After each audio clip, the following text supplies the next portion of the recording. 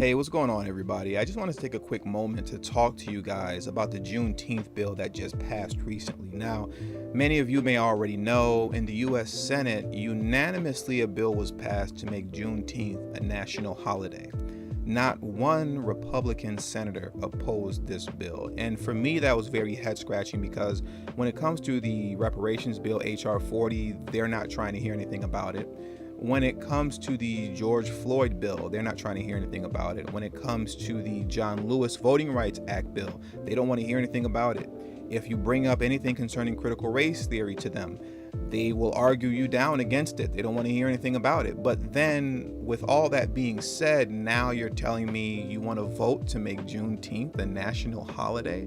To me personally, that doesn't make any logical sense for those Republicans that are vehemently opposed to any and everything that has to do with some sort of black progress or anything that even acknowledges the past and brings it to the forefront so that we can have some understanding as to why things are the way that they are today. That's very head scratching to me. But what it really confirms, and this isn't something that you all don't know and understand already, but it truly confirms how illegitimate this system actually is and how much of a game this all is, and the beef between Democrats and Republicans in Washington, how much that's just manufactured fake WWE wrestling beef, because they're all friends behind the scenes in real life.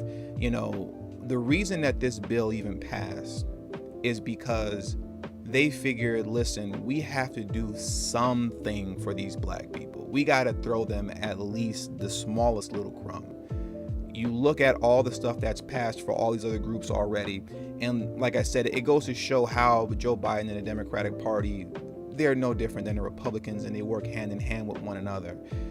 The Democrats know good and well that none of these bills that they say that are for black people are going to pass. They're going to drag them out for as long as they can, just to always dangle that over your head to be able to say, hey, you got to vote Democrat if you want this stuff to pass. The Republicans are holding it up and you got to keep us in the office. But then behind the scenes, the Biden administration and the Democrats overall go to the Republicans and say, hey, I need you guys to play ball on this one. Let's go ahead and move this bill through so that Juneteenth can become a national holiday, and it will give these black folks something to chew on for a little bit so that they can get off our behinds about everything else. That's really what this all is. It's all one big game. It's one big pacifier to get you to shut up temporarily so that you can celebrate your Juneteenth. We can say that, look, the United States government, the Republicans as well, we gave black folks Juneteenth.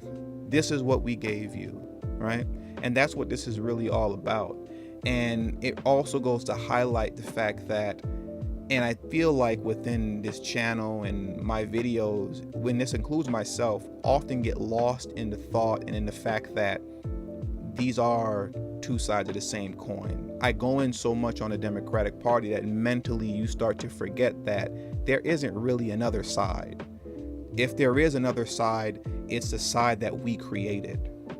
And that's why it's so necessary to understand and to take seriously the fact that if we're going to move forward in any way, shape, form, or fashion politically, it has to be through a third party. It has to be through us creating our own parties and pushing our own candidates to the forefront. Anything outside of that, it's just not happening.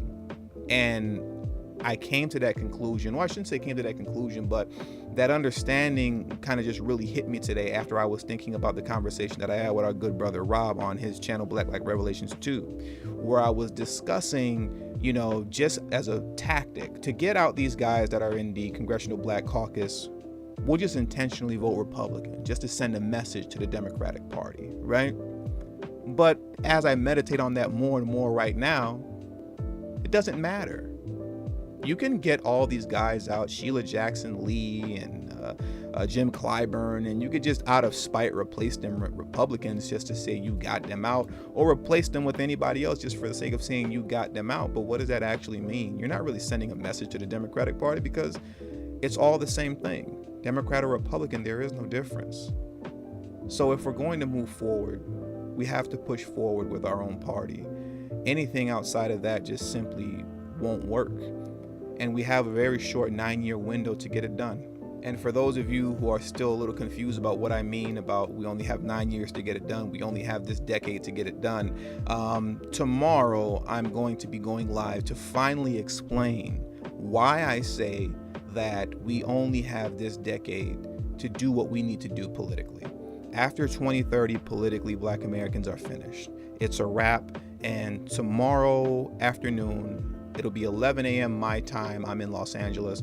I will be going live to discuss that. And after that live, I believe that you will all have a very full and clear understanding of why this decade is indeed politically Black America's last decade. So I'll see you guys tomorrow. Until then, peace.